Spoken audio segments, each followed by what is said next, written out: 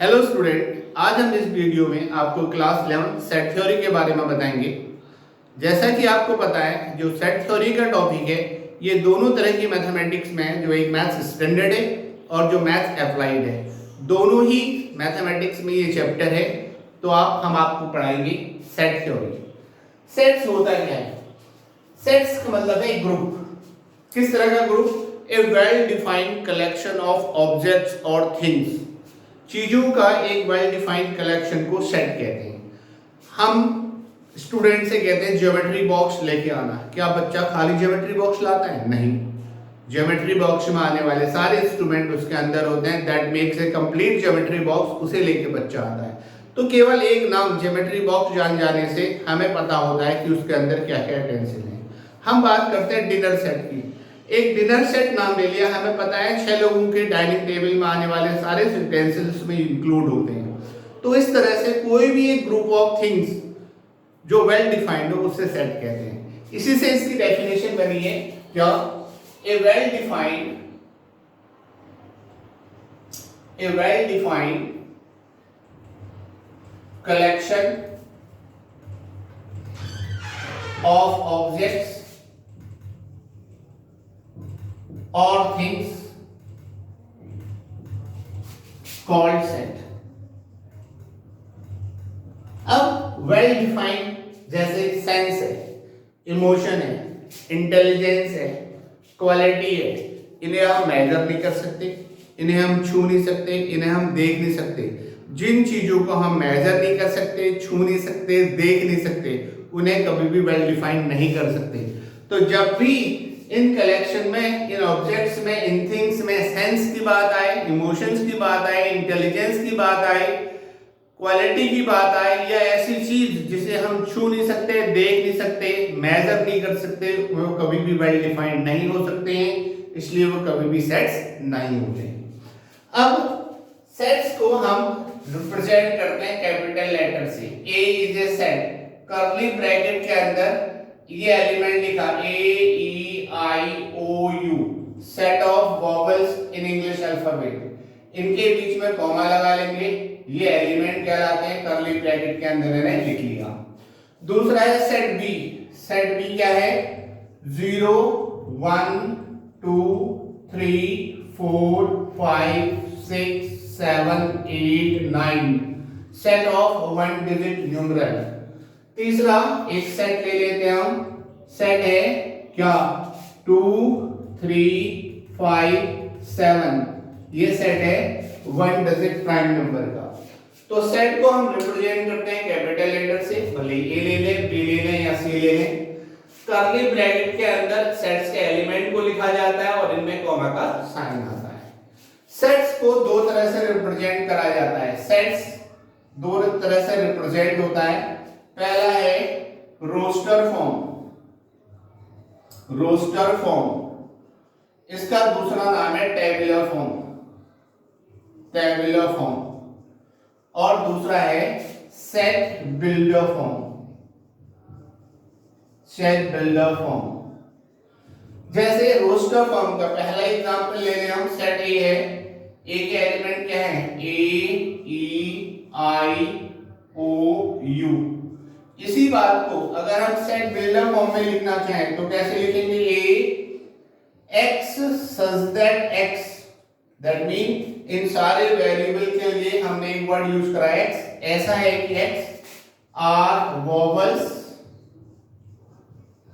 In English alphabet. English alphabet, in English alphabet. तो ये set roster form है, ये इसी का सेट बिल्डर फॉर्म है। दूसरा सेट था हमारे पास बी। बी के एलिमेंट है 0 1 2 3 4 5 6 7 8 9। तो सेट बी को क्या लिख देंगे हम? x such that x all 1 digit numeral। 1 digit numeral। अगला तीसरा सेट है हमारे पास क्या? सेट सी। सेट सी के एलिमेंट है 2 3 5 एंड 7। तो सेट सी क्या आ जाएगा? x such that x all one digit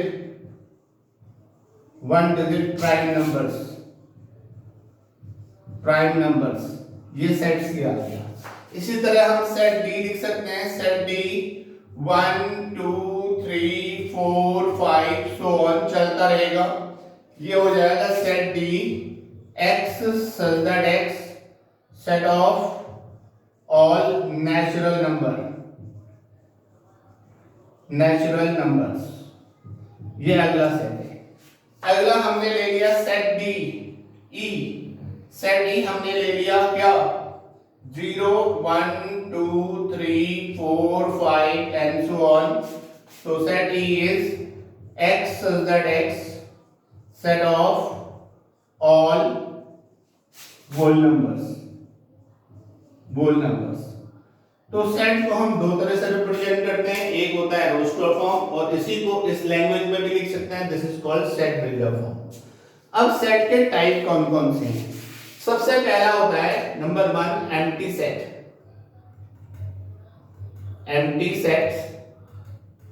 और null set. A set having no element, जिस तरह से वैक्यूम होता है, वैक्यूम में कुछ भी नहीं होता, नथिंग, इवन एयर भी नहीं होती, that is called vacuum. Same इसी तरह से एक ऐसा सेट जिसमें कोई भी एलिमेंट नहीं है, a set having no element is called empty set और नल सेट, डिनोटेड बाय 5। इसका एग्जांपल, एम्प्टी सेट का example a x such that x odd natural number divisible by 2। क्या कोई ऑड नेचुरल नंबर 2 से divide होता है? नहीं, तो कोई भी एलिमेंट नहीं है, that's why called empty set. Number 2 singleton set.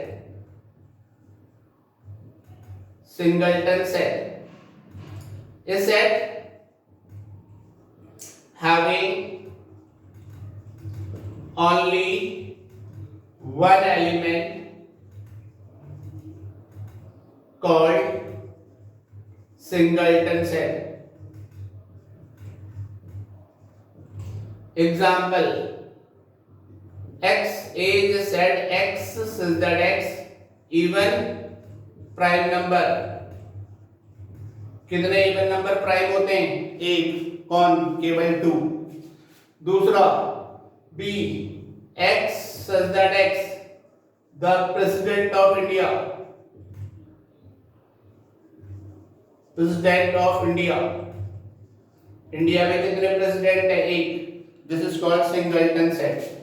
Number 3 finite set, नाम से ही पता लग रहा है, finite countable element. A set having number of elements are countable called finite set.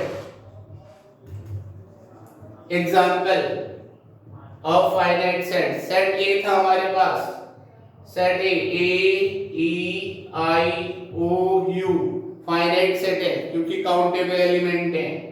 Set B हमारे पास है 0 1 2 3 4 5 6 7 8 9 वन डिजिट न्यूमरल, ये भी फाइनाइट है। Number 4 infinite set. Infinite set, a set in which number of elements are not countable. Example number 1 D set, D x such that x set of all natural number E. X is that X.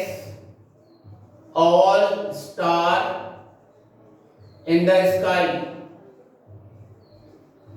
आसमान में तारे गिन सकते हैं? नहीं गिन सकते, infinite set. इसके बाद आएगा इक्वल सेट। क्या होंगे? Equal set.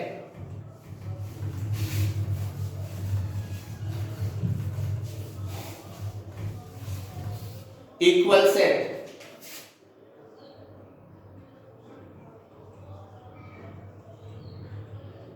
two sets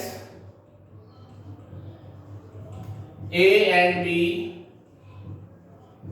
are called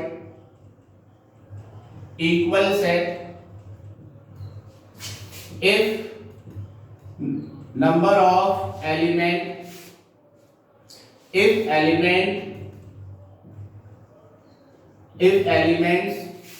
of set A and set B are same. Example, set A है, इसमें एलिमेंट है 1 2 3। सेट बी है, एलिमेंट है 3 2 1। मेंबर सेम है, एलिमेंट सेम है, भले ही उनकी पोजीशन आगे पीछे है। That's why therefore set A is equal to set B. Example number 2, set A है A B C, set B है ए बी सी सी। अब यहां देखिए, ए बी सी है, यहां भी ए 2 बार है, फिर बी है, फिर सी 2 बार है। मेंबर सेम है, भले ही नंबर ऑफ टाइम इसमें ज्यादा हुए, एलिमेंट सेम है, तो ये भी इक्वल सेट कहलाएंगे। Set A is equal to set B. अगला है equivalent set. Equivalent set two sets A and B are called equivalent if number of element of set A are equal to number of element of set B। Example, set A में हमारे पास element है 1 2 3। कितने element है? 3। Set B में element है हमारे पास A B C D, A B C. इसमें भी 3 एलिमेंट है, इसमें भी 3 एलिमेंट है। Number of element in set A is equal to number of element in set B. It implies set A is equivalent to set B. ये equivalent का sign है। तो इक्विवेलेंट सेट में नंबर ऑफ एलिमेंट इक्वल होते हैं। अगला है cardinal number. Cardinal number of sets. The number of element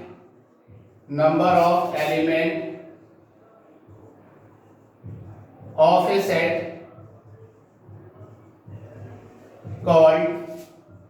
is called cardinal number of set। Example, हमारे पास एक सेट है ए बी सी डी, तो cardinal number of element in A set ए कितने हो गए? 4 एलिमेंट है, इसका कार्डिनल नंबर कितना हो गया? 4। इसके बाद हम बात करेंगे सबसेट क्या होता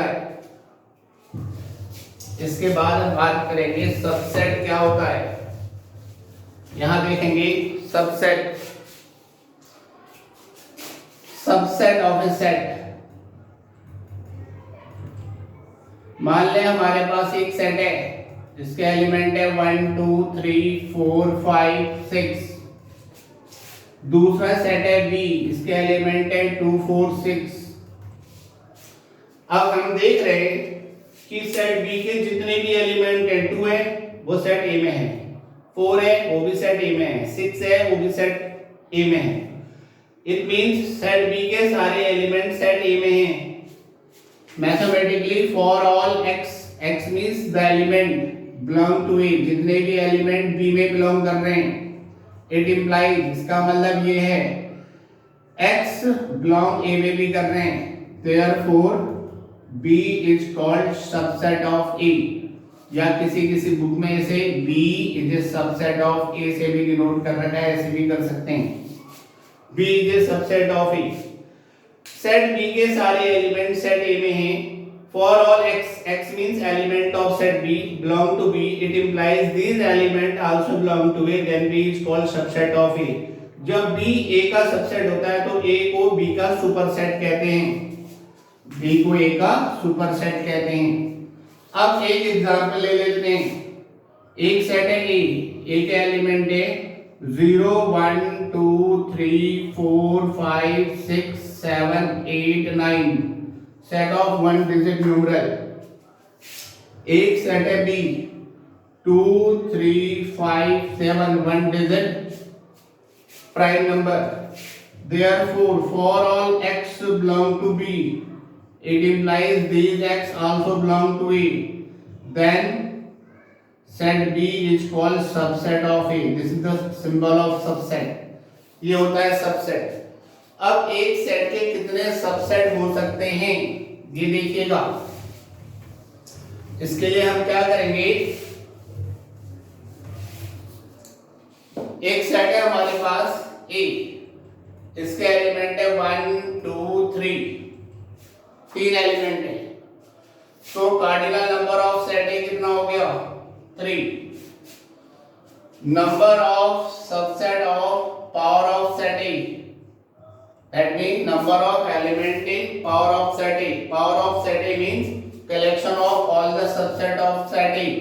2 raised to the power number of element. Number of element कितने एलिमेंट है 2 raised to the power 3, कितने हो जाएंगे 8। तो सेट A के कितने सबसेट होंगे 8 सबसेट होंगे। वो कौन कौन से, P of A, power of set A means collection of all the subset of set A।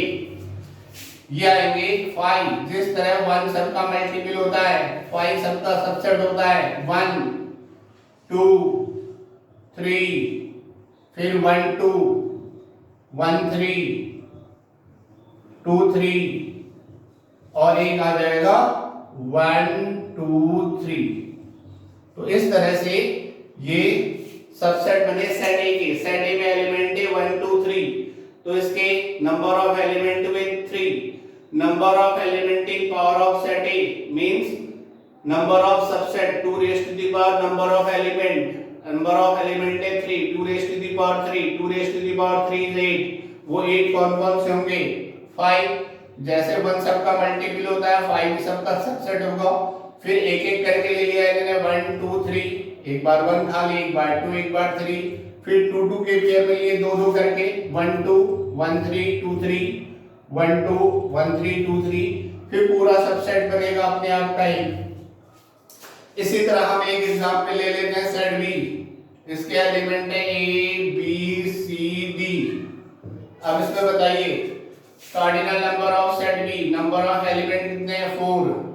Number of element in power of set B कितने होंगे 2 raise to the power number of element कितना होता है 16। तो power of set B collection of all the subset of set B 5 तो होता ही होता है। अब इन 16 में एक बार क्या लेने 1 1 करके ए बी सी डी एक एक करके ले लिया। अब 2 2 करके ले ले A B pattern wise A B A C A D, A के साथ पेयर बन गया। अब बी सी बी डी और उसके बाद सी डी, 2 2 करके पेयर बन गए। अब बना क्या ए बी सी, अब बना बी सी डी, अब बना A C D A C D. How many these 1 2 3 4 5 6 7 8 9 10 11 12 13 14। अब एक बना ए बी डी और लास्ट बना ए बी सी डी। तो ये 16 सबसेट बने इसके सेट ए के। इसी तरह से हम बात करते हैं कि नंबर ऑफ प्रॉपर सबसेट कितने होते हैं और इम्प्रॉपर सबसेट कितने होते हैं। Number of proper subset, number of proper subset of set A 2 raised to the power number of element -1। अगर हम इसी सेट की बात करें सेट ए की, इसमें एलिमेंट 3 थे तो 2 raised to the power 3 -1 8 -1 7। वो नंबर ऑफ प्रॉपर सबसेट कौन से होंगे? नंबर ऑफ प्रॉपर सबसेट ये वो सारे एलिमेंट होंगे इसे छोड़ के, जो सेट खुद का सबसेट होता है उसे हमेशा इम्प्रॉपर सबसेट कहते हैं, और बाकी सारे के सारे एक प्रॉपर सबसेट बने। यह 5 1 2 3 1 2 1 3 2 3 ये प्रॉपर सबसेट आए। इसी तरह से दूसरे सेट की बात करें सेट बी का, number of proper subset of set B 2 raised to the power 4 -1 16 -1 कितने प्रॉपर सबसेट होंगे? 15। वो कौन से होंगे? जो ये खुद अपने आप का सबसेट ऐसे छोड़ के सारे जो सबसेट हैं ये प्रॉपर सबसेट होंगे। इसके बाद बात करते हैं हम इंटरवल्स की। इसके बाद बात करेंगे हम इंटरवल क्या होते हैं। इंटरवल्स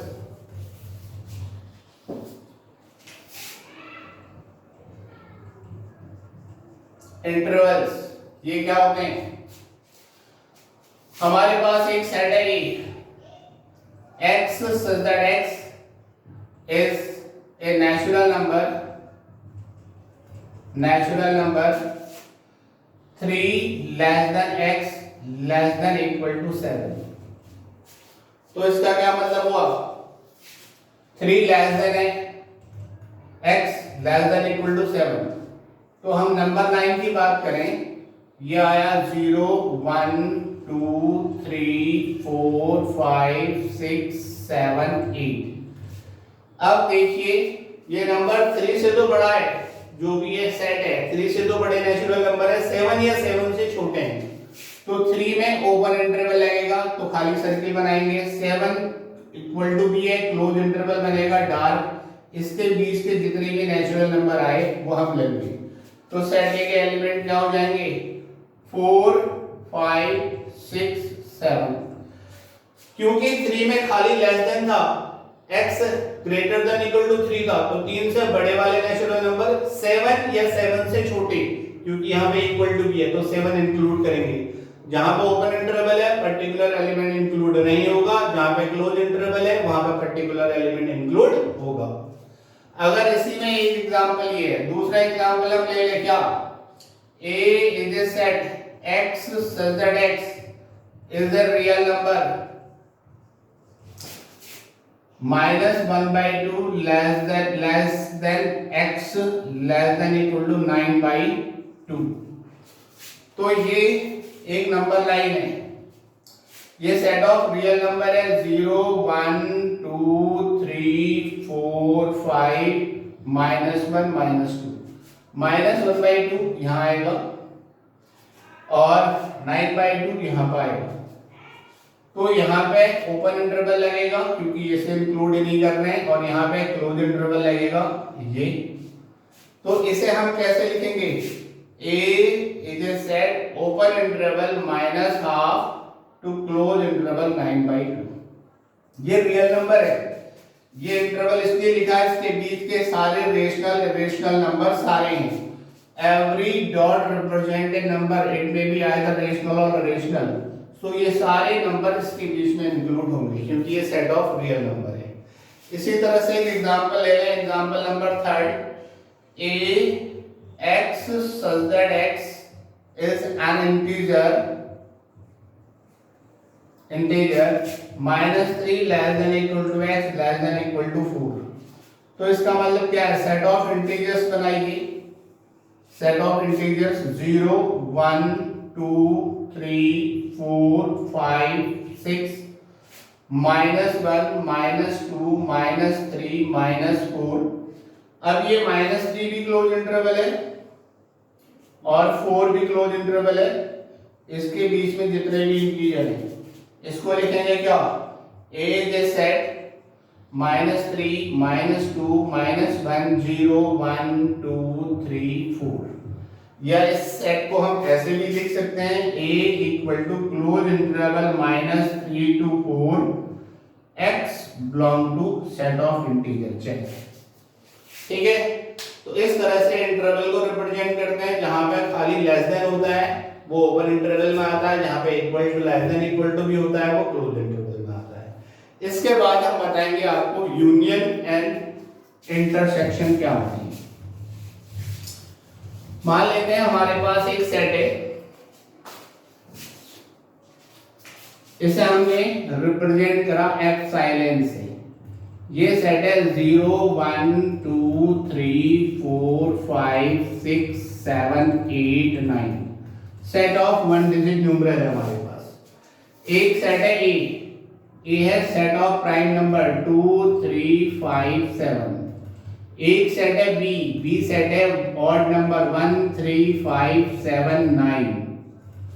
अब देखिएगा सेट ए बी इस एप्सिलॉन यूनिवर्सल सेट का सबसेट है, सेट बी भी इस यूनिवर्सल एप्सिलॉन सेट का सबसेट है।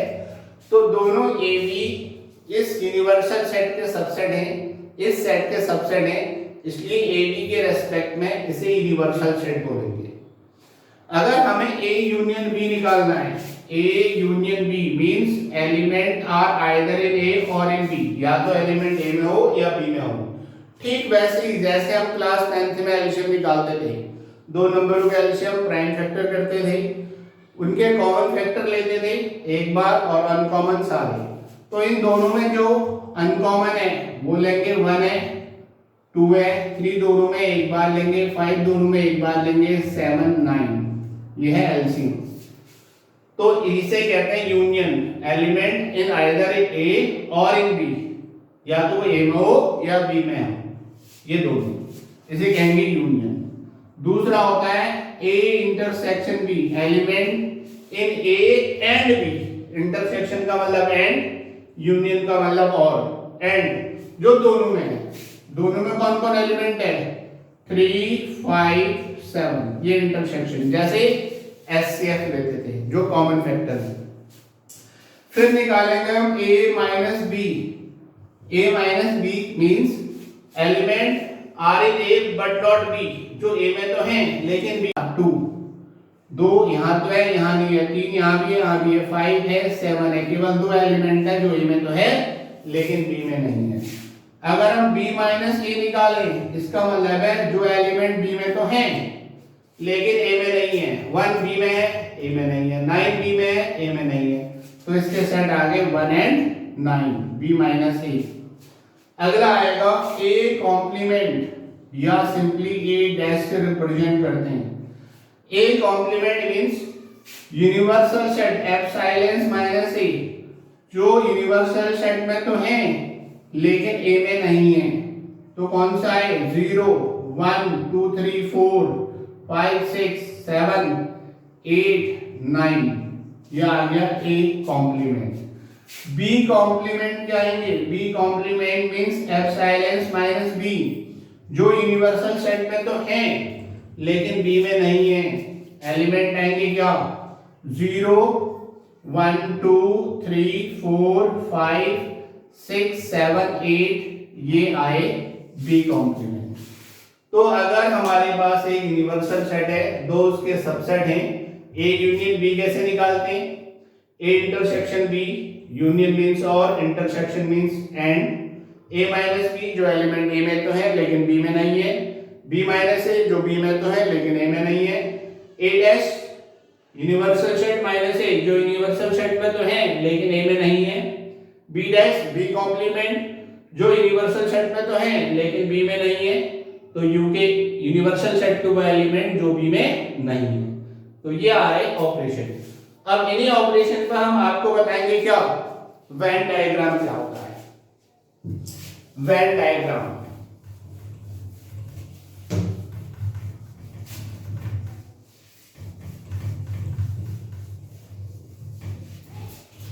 आइए हम आपको वेन डायग्राम बताते हैं। सबसे पहले जो यूनिवर्सल सेट एप्सिलॉन है इसे हम रिप्रेजेंट करते हैं रेक्टेंगल से। यह है यूनिवर्सल सेट। ये एक सेट है, ए सेट को हम या तो एलिप्स से रिप्रेजेंट करेंगे या सर्कल से। यह है सेट बी, यह है सेट ए, यह है सेट बी। तब इन दोनों का जो कंबाइंड पार्ट है, element which are either in A और इन बी, या तो वो ए में हो या बी में हो, तो ये कहलाता है ए यूनियन बी पार्ट। ये शेडेड पार्ट क्या कहलाएगा, ए यूनियन बी। इसी तरह से A intersection B Venn diagram से कैसे निकालेंगे। यूनिवर्सल सेट को रिप्रेजेंट करते हैं रेक्टेंगल से, एप्सिलॉन। ये सेट ए है, एलिप्स से सेट ए को रिप्रेजेंट करेंगे। ये सेट बी है, इसे भी एलिप्स से रिप्रेजेंट करेंगे। अब जो दोनों में कॉमन पार्ट है, एंड ए में भी है एंड बी में भी है, ये रिप्रेजेंट होगा ए इंटरसेक्शन बी से। तीसरा हमने निकाला ए माइनस बी क्या है। यूनिवर्सल सेट हमने रिप्रेजेंट किया रेक्टेंगल से। ये सेट ए है, ये सेट बी है, इसे ए से मार्क कर दें, इसे बी से मार्क कर दें। ए माइनस बी जो ए में तो है लेकिन बी में नहीं है, वो ये वाला रीजन है ए माइनस बी। ये वाला रीजन कहलाता है ए माइनस बी। इसी तरह बी माइनस ए रीजन कौन सा है। यूनिवर्सल सेट को हम रिप्रेजेंट करते हैं रेक्टेंगल से। ये सेट ए है, ये सेट बी है, इन्हें मार्क करते हैं set A, set B. B minus A element which are in B but not in A, ये वाला रीजन रिप्रेजेंट करेगा बी माइनस ए को। अब हम बात करते हैं ए कॉम्प्लीमेंट क्या होता है। ये एक रेक्टेंगल है जिसे यूनिवर्सल सेट से रिप्रेजेंट किया जाता है। यूनिवर्सल सेट को रेक्टेंगल से रिप्रेजेंट किया जाता है। ये सेट ए है, ये सेट ए है। ए छोड़ के सारा ए कॉम्प्लीमेंट कहलाता है। जितनी भी ये हॉरिजॉन्टल लाइन ड्रॉ कर रहा हूं, ये ए कॉम्प्लीमेंट को रिप्रेजेंट कर रही है। किसे रिप्रेजेंट कर रही है, ए कॉम्प्लीमेंट। ये ए कॉम्प्लीमेंट रीजन है जो यू में तो है, यूनिवर्सल सेट में तो है लेकिन ए में नहीं है। This is called A complement. ये जितनी भी हॉरिजॉन्टल लाइन है ये ए कॉम्प्लीमेंट है। अब हमने बनाया ये सेट बी बनाया, ये सेट बी है, तो वर्टिकल लाइन जो होती है ये कहलाती है बी कॉम्प्लीमेंट। क्या कहलाती है, बी कॉम्प्लीमेंट। ये बी कॉम्प्लीमेंट है जो यू में तो है, यूनिवर्सल सेट में तो है लेकिन बी में नहीं है। जितने भी वर्टिकल लाइन है बी कॉम्प्लीमेंट को रिप्रेजेंट कर रहे हैं। अब जिस रीजन में दोनों तरह के शेड है, हॉरिजॉन्टल लाइन भी है और वर्टिकल भी लाइन है, वो इसे छोड़ के इसे इन तीन पार्ट को छोड़ के सारा रीजन जो है उसमें दोनों तरह के शेड हैं। वो एरिया, वो रीजन और इसका अनशेडेड रीजन बराबर है नहीं है भाई। ये तीन पार्ट, एक ए माइनस बी वाला, एक ए इंटरसेक्शन बी वाला, एक बी माइनस ए वाला, ये तीनों पार्ट छोड़कर जितना रीजन बचता है वो रीजन और ये अनशेडेड पार्ट रीजन, क्योंकि ये था A minus B, B minus A intersection B, यानी शेडेड पार्ट छोड़ के अनशेडेड पार्ट, ये अनशेडेड पार्ट, ये डबल शेडेड पार्ट सेम है। इस डबल शेडेड पार्ट को हम लिखते हैं क्या, डबल शेडेड पार्ट को लिखते हैं ए नॉट इंटरसेक्शन बी नॉट, जो दोनों में कॉमन है। अब क्योंकि ये दोनों एरिया, दोनों रीजन बराबर है तो एक रूल बना ए नॉट इंटरसेक्शन बी नॉट बराबर ए यूनियन बी का नॉट। क्योंकि ए यूनियन बी ये है, उसका नॉट ये वाला आएगा, ए यूनियन बी नॉट ये वाला रीजन आएगा अनशेडेड। ये अनशेडेड पार्ट, ये डबल शेडेड पार्ट सेम था। इससे एक रूल प्रॉपर्टी डिफाइन होती है, इसे डी मॉर्गन लॉ कहते हैं, डी मॉर्गन लॉज। एक और है इसी में। अब फिर इसी तरह से हम लें, ये यूनिवर्सल सेट है, ये यूनिवर्सल सेट है, ये सेट ए है। ए छोड़ के जितना भी पार्ट हमारे पास बचा ये ए है। ए छोड़ के जितना भी पार्ट हमारे पास बचा उसमें हॉरिजॉन्टल लाइन खींच लें, वो ए नॉट है। ये हॉरिजॉन्टल लाइन ए नॉट को रिप्रेजेंट कर रही है, ये ए नॉट को रिप्रेजेंट कर रही है, ये है ए नॉट, ये है ए नॉट। अब हमारे पास दूसरा सेट है बी, ये सेट बी है। वर्टिकल लाइन रिप्रेजेंट कर रही है बी नॉट को, वर्टिकल लाइन रिप्रेजेंट कर रही है बी नॉट एरिया को, इसे कहेंगे बी नॉट। जिस रीजन में शेड है, भले ही वो हॉरिजॉन्टल है या वर्टिकल है, कहीं भी शेड होना चाहिए, वो रीजन इस पार्ट को छोड़ के, यानी ये इंटरसेक्शन बी पार्ट को छोड़ के, और ये ए इंटरसेक्शन बी है। ए इंटरसेक्शन बी के बाद जो पार्ट बचा उसे कहते हैं ए इंटरसेक्शन बी का नॉट, जो अनशेडेड पार्ट है सारा, इसे छोड़कर सारा। ये जो ए इंटरसेक्शन बी नॉट का पार्ट है, और ये जो कहीं ना कहीं शेड है A dash union B dash, ये दोनों रीजन बराबर है। तो इससे property second De Morgan law की प्रूफ हुई, A not union B not equal to A intersection B not. ये दूसरी प्रॉपर्टी वेरीफाई हो गई वेन डायग्राम से। ये है D Morgan law, D Morgan law. तो इस तरह से ये वेन डायग्राम है, इसमें हम 3 भी 4 भी सेट बना सकते हैं, उन्हें हम अप्लाई कर सकते हैं। अब हम बात करेंगे यहाँ पे कि एक सिंपल सा फॉर्मूला है। वो फॉर्मूला क्या है? ये हमारे पास एक यूनिवर्सल सेट है, इसमें एक सेट है ए, ये सेट है ए, और ये सेट है बी, सबको पता है। तो ये वाला पार्ट क्या कहलाता है? ए माइनस बी, और ये वाला पार्ट क्या कहलाता है? ए इंटरसेक्शन बी, और ये वाला पार्ट क्या कहलाता है? बी माइनस ए, सबको पता है। और इस टोटल पार्ट को ले लें हम, इस पूरे रीजन को ले लें, ये पूरा रीजन क्या कहलाता है? ये पूरा रीजन कहलाता है number of element in A union B बराबर होगा number of element in A minus B plus number of element in A intersection B plus number of element in B minus A. ये जो कह सकते हैं इसे, तीनों इंडिविजुअल पार्ट का सम पूरे के बराबर होगा, और पूरा पार्ट कौन है? ए यूनियन बी है। तो number of element in A union B equal to number of A minus B. A minus B वाला रीजन ये है, इसको हम दूसरे और कौन से तरीके से लिख सकते हैं? पूरे ए में से इंटरसेक्शन पार्ट माइनस कर दो, N of A minus N of A intersection B, लिख सकते हैं इसे ऐसा। ये N of A intersection B है, और इसी तरह से बी माइनस ए को क्या लिख सकते हैं? N of B minus N of A intersection B.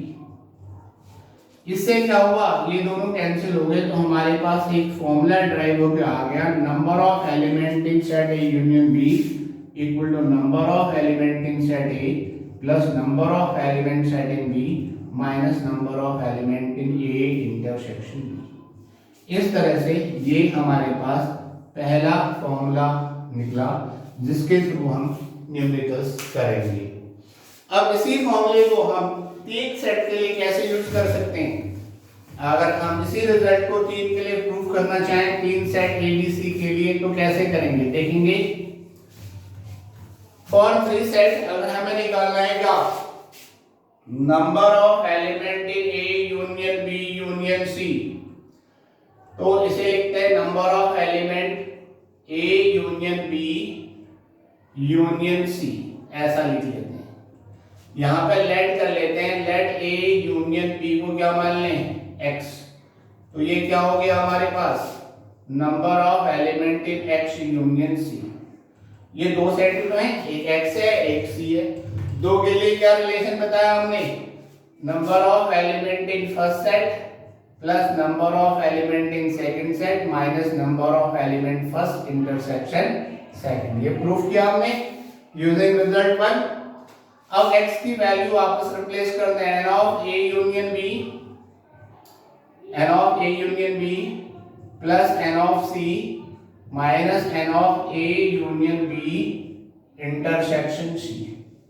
हमने क्या करा, x की वैल्यू रिप्लेस कर ली यहां पे भी और यहां पे भी। फिर इसमें दो सेट है यूनियन में, फिर ये फॉर्मूला यूज किया हमने, ये आ जाएगा n of a plus n of b minus n of a intersection b। अब बचा plus n of c minus intersection is distributed over union, इसे लिख सकते हैं n of a intersection c union b intersection c। Distributive property of intersection over union. ये आ गया n of a, यह है n of b, n of c को पहले लिख लें minus n of a intersection b minus, इसे पूरे को फर्स्ट मानो, इस पूरे को सेकंड मानो, दो सेट का यूनियन का फॉर्मूला फिर अप्लाई कर दो, इसे n of first set plus n of second set minus n of first set intersection second set. तो इसे हम क्या लिख सकते हैं, अब ये आया n of set A plus n of set B plus n of set C minus n of A intersection B minus n of A intersection C minus n of B intersection C plus n of A intersection B intersection C। तो ये formula proof हो गया 3 set के लिए, जो कि हमें numerical करने में हेल्प करेगा।